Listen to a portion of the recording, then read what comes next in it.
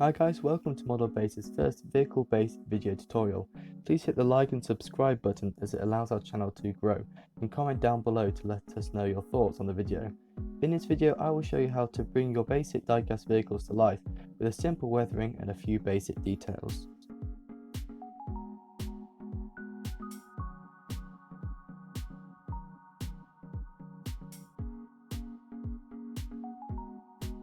So let's get started. I use this blue Oxford diecast Land Rover as the subject for this video. I start by masking off the windows so I can apply a matte varnish, otherwise the windows will go opaque with the matte varnish on them. I then superglue the axles so that the wheels won't turn. I also sand down the tyres to look a little bit flatter. This is really helpful as it looks good on a static diorama.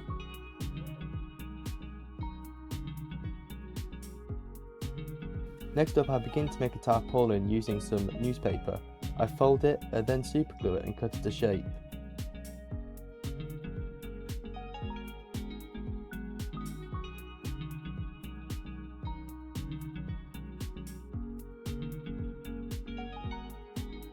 I use a peg to hold it in place as it saves my fingers and is a great tip to use for when things are drying.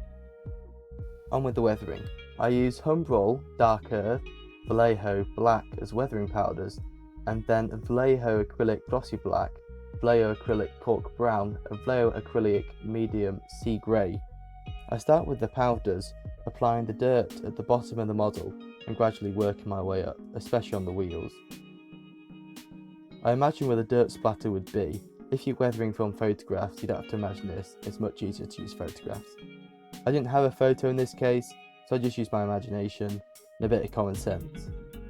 I also make sure that the black seating area and the back of the Land Rover is fully covered in this powder to further tone down the black plastic. I then move on to the black Vallejo weathering powder. I use this much sparingly as it's a much darker colour, and I'm more selective where I put it, so I mostly put it on the roof, the bonnet and the front of the engine.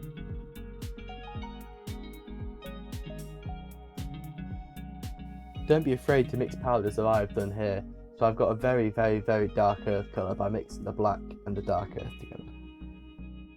I then move on to the dry brushing, starting with the darker colours, the glossy black, which I use very sparingly and mostly dry brush on the front of the engine like the black weathering powder. Moving on to the cork brown, this represents kind of more recent dirt splatters, so this is mostly put along the base of the model, particularly around the wheels. The grey is used to kind of show where the paint has been worn through, so the dull metal has been exposed. Back to the tarpaulin. Now it is dried, I can remove it from the peg. I paint it with a light blue art acrylic first. I will build up the colours later on.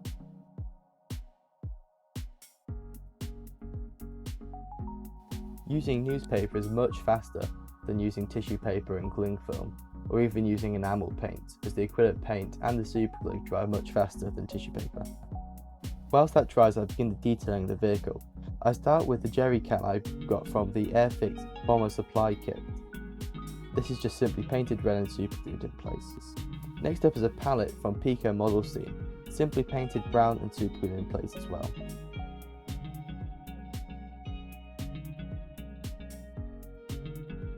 Now that the tarpaulin has dried, I can begin to add more layers and depth to the colour.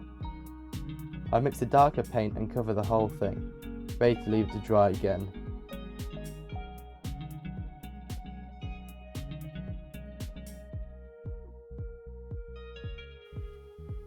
Whilst it dries, I give the windows a rub with a slightly dirty cotton bud.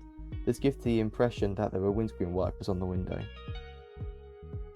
The tarpaulin is too big, so I need to squish it down to shape. I simply fold it in half, add a bit more superglue, and put it back in the peg for it to glue and dry.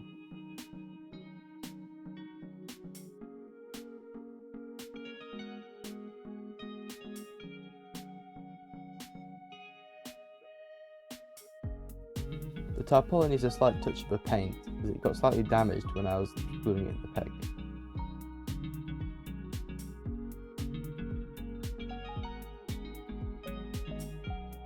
So that's it guys, thank you so much for watching and staying with the video. I hope you enjoyed it and found it useful. If you'd like to see more, please like, comment, subscribe and let me know what you thought in the comment section down below. Until then, bye!